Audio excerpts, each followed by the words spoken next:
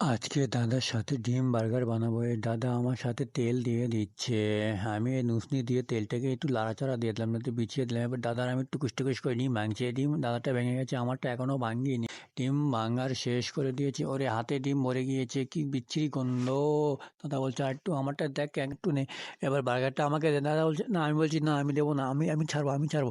ছাড়ার পরে এটাকে ঢেকে দিলাম। ঢেকে দেওয়ার পরে ওহো, আমি ঢেকে দিয়েছি, আমি পেরেছি।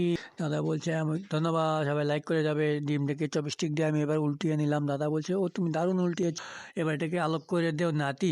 আমি বলছিলাম ও ও ও ওই আলোক করে দিয়েছি আমি।